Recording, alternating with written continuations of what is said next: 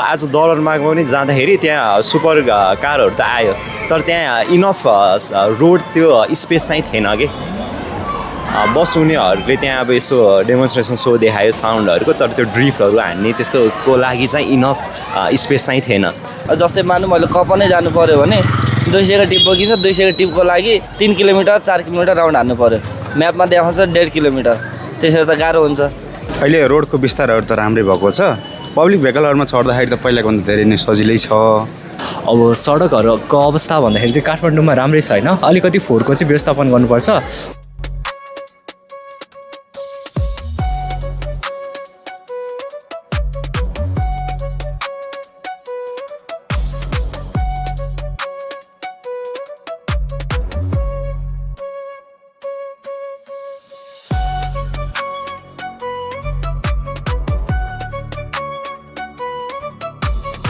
Welcome to another episode of के भन्छ सडक। आजको हाम्रो विषय रहेको छ नेपालका सडकहरू।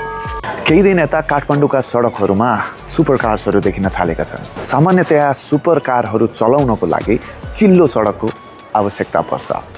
प्रश्न यही छ, के काठमाडौँका सडकहरूको अवस्था परिवर्तन भएको हो?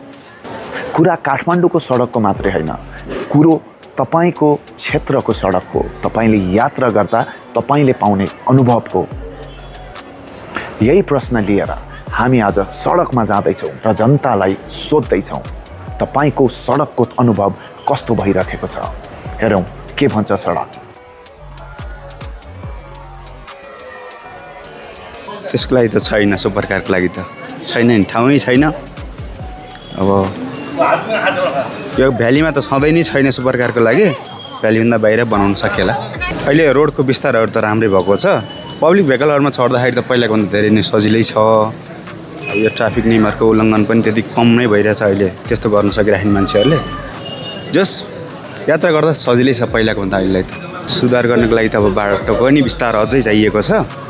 ट्राफिक नियमहरूको रुल्स नियम पालना राम्रै गर्नु पर्यो। नियम पालना गर्ने बित्तिकै त सबै मिलि नै हाल्छ, त्यसको लागि केही नै छैन।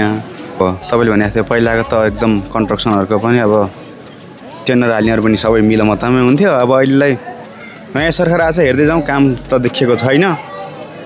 काम गर्दै होला, देखिँदै जाला। काम पाइसकेपछि राम्रोसँग गरिदिनु पऱ्यो एउटा, त्यसमा घोटालाहरू धेरै गरिदिनु भएन। अब कमिसन खाने कुराहरू त खाइ नै हाल्छन् अहिलेका मान्छेले। काम त्यही नै हो, सबैको गरिखाने हो। काम गरेर खाए राम्रो। त्यो सरकारको काम अब नयाँ सरकारको त काम देखिएको छैन होइन, बाँकी नै होला यसको लागि। त्यही पनि सरकारले अब नयाँ टेन्डरहरू हाल्दाखेरि राम्रो अब कम्पनीहरूलाई दिनु पऱ्यो, सरकारीलाई दिनु पऱ्यो धेरै, प्राइभेटलाई भन्दा पनि। प्राइभेटबाट काम त छिटो हुन्छ। अब सरकारबाटै गऱ्यो भने आएको ट्याक्सहरू यता सरकारलाई नै फाइदा, देश बन्छ, बाटो राम्रो हुन्छ। यस्तै हो, राम्रो हेरेर दिनु पऱ्यो। यस्तो छ अहिले हाम्रो हाल नेपालमा सुपर कार भन्ने कुरा फेरि पनि अहिले जति पनि कारहरू हाम्रो नेपालमा भित्रिया त्यसमा केही कुराहरू तपाईँको सुधार पनि हुनु पऱ्यो होइन। किनकि गाडी जस्तो आयो नि बाटो त्यस्तो छैन कि, त्यो हिसाबले अहिले सुपर कार त चान्सै छैन हाम्रो नेपालमा चल्नको लागि। त्यही भएर केही कुराहरू मतलब यो रोडहरू सुधार गर्दै जानु पऱ्यो। पहिलाकै हेरिकन त अहिले अलिक सुधार चाहिँ पाएको छ, तर हाइवेमा चाहिँ अलिकति पहिलाको जस्तै छ, तर त्यसमा नि कामहरू हुँदैछ। अब कतिको छिटो बन्छ बन्दैन भन्ने कुरा चाहिँ अब सरकारलाई पनि थाहा हुनु पऱ्यो होइन। हामीलाई नि भन्दा नि भ्याएसम्म छिटै होस् भन्ने चाहिँ जानकारी गराउँछु क्या म चाहिँ। यो चाहिँ मेन त यहाँ अफ रोड के सडक बन्छ, पिच पनि बन्छ, रातारात भत्किने होइन। अनि त्यसपछि फेरि दिउँसोपछि रोडै चेन्ज हुन्छ, लास्टमा पिच हुन्छ, समतल पिच हुँदैन कि, उबड खाबर हुन्छ। त्यो भएको कारणले गर्दा होचो गाडीहरूलाई समस्या पर्न जान्छ कि। फेरि खनिदिएको छ त्यही ठाउँलाई। जस्तै मानु मैले कपनै जानु पऱ्यो भने 200 टिप बोकिन्छ 200 टिपको लागि 3 किलोमिटर 4 किलोमिटर राउन्ड हान्नु पऱ्यो। म्यापमा देखाउँछ 1.5 किलोमिटर, त्यसरी त गाह्रो हुन्छ झन् हामी ट्याक्सी ड्राइभरहरूलाई। त्यो भएर चाहिँ रोड चाहिँ सुधारै हुनु पऱ्यो कि। यो नाता भनेको चाहिँ लाइट फ्रेन्डली हुनु पऱ्यो कि। फ्रेन्डली भयो भनेदेखि होइन, उहाँहरूले अब पोलिटिक्स गरेर त्यो बाटो बनाउँदाखेरि पनि खानुहोस् नखानु पनि भन्दैन।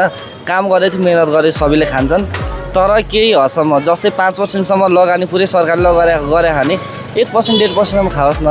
अरू भनेको त तपाईँको रोडमा जाओस् कि। यहाँ त के छ, लगभग 50% 75% खाएर रोड बनाएपछि काम त लागेन। त्यो भएको कारणले गर्दाखेरि यो कुराहरू पनि सुधार हुनु पऱ्यो। सरकारलाई चाहिँ आउने दिनहरूमा राम्रो काम गर्दै जानु होला। त्यही हो, नराम्रो काम अब जति पनि पहिला जस्तो सरकार हुन्थ्यो उहाँ जस्तै नबनिदिनु होला। सुपर कारको अब म पनि आज भर्खरै गएकै थिएँ अघि दिउँसो होइन हेर्नलाई। सुपर कारको त्यही सुपर ड्राइभ नेपालको अर्गनाइज भएको थियो। अनि सडकको अवस्था हेर्दाखेरि चाहिँ अब केही न केही त सुधार त भएकै छ, तर अझै पनि अप टु एक्सपेक्ट चाहिँ भएको छैन होइन। अब आज दरबारमा पनि जाँदाखेरि त्यहाँ सुपर कारहरू त आयो, तर त्यहाँ इनफ रोड त्यो स्पेस चाहिँ थिएन कि। बस उनीहरूले त्यहाँ अब यसो डेमोन्स्ट्रेसन सो देखायो साउन्डहरूको, तर त्यो ड्रिफ्टहरू हान्ने त्यस्तोको लागि चाहिँ इनफ स्पेस चाहिँ थिएन। सो अलिकति रोडमा चाहिँ अझै गर्नुपर्ने नै इम्प्रुभमेन्ट चाहिँ देख्छु म। चेन्जेसहरूमा चाहिँ अलि भएको छ, जो सुधार भएको छ। रोडहरू पनि अलि एक्सपान्सनहरू भएको छ होइन, जस्तो हामीले रिङ रोडको पनि हेर्न सक्छौँ होइन। अब युरोप स्टाइलको जत्तिकै भएको छ होइन, रोड अलि एक्सपान्ड भएको छ, जस राम्रो इम्प्रुभमेन्ट भइरहेको छ। हाइवेजहरूमा पनि जो सुधारहरू गर्नुपर्ने नै छ। सुधार गर्नुपर्ने चिजहरू भनेको चाहिँ अब रोडलाई अलि एक्सपान्सन गर्नु पऱ्यो होइन, अनि त्यसपछि पिचहरू हुनु पऱ्यो, अनि त्यसपछि अब रोड पनि सेफ्टी वाइजहरू पनि हेर्नु पऱ्यो। लेनको स्ट्रिट ल्याम्पहरूको पनि हुनु पऱ्यो, जडानहरू हुनु पऱ्यो। अब विगतकोमा चाहिँ स्लो हुनुको कारण चाहिँ एउटा चाहिँ पोलिटिकल इन्स्टेबिलिटी, गभर्मेन्ट राम्रो नभएर हो।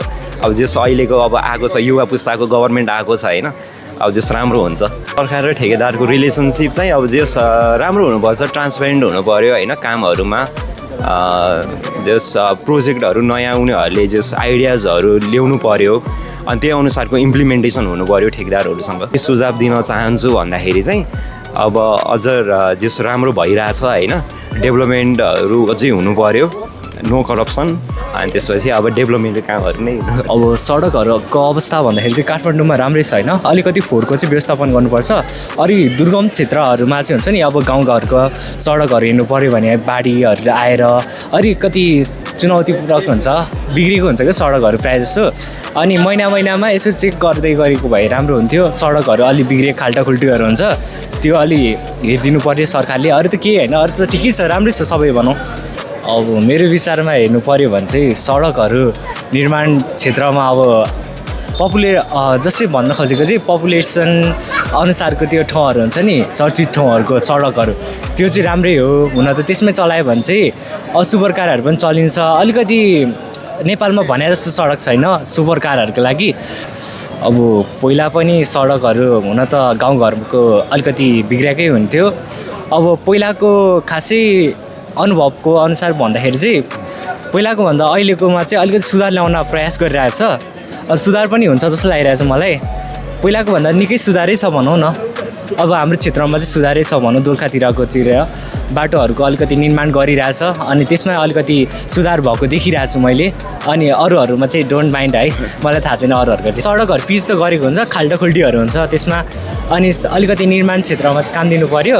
अनि प्रायः जस्तो त्यो गाउँले बाटोहरू हुन्छ नि सडकहरू, त्यसमा निर्माण बनाउन अलिकति सुधार ध्यान दिनु पऱ्यो। पिच गरेको छैन, यस्तै खाल्टाखुल्टीहरू मात्रै छ। गाउँबाट हिँडेर गयो भने त्यस्तै हुन्छ। मासतिरको त्यो मेन रोडहरूमा अलिकति ध्यान दिनु परेको भए चाहिँ हुन्थ्यो।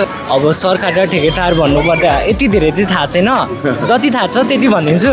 सरकार र ठेकेदार बिचमा जति सम्बन्ध हुन्छ नि, जति सक्दो राम्रो सम्बन्ध गरे हुन्थ्यो, अनि घुसखोरी नगरिदियो हुन्थ्यो। आफ्नो तलब अनुसारको काम गरे अनुसारको तलब दियो हुन्थ्यो, अनि अलिकति जोस र जागर चाहिँ दियो हुन्थ्यो जस्तो लागेको थियो। अब सडक निर्माणको विषयमा, किनकि ट्राभलिङ गर्दा सबसे राम्रो टुरिज्महरूले हेर्ने भनेको सडक हो।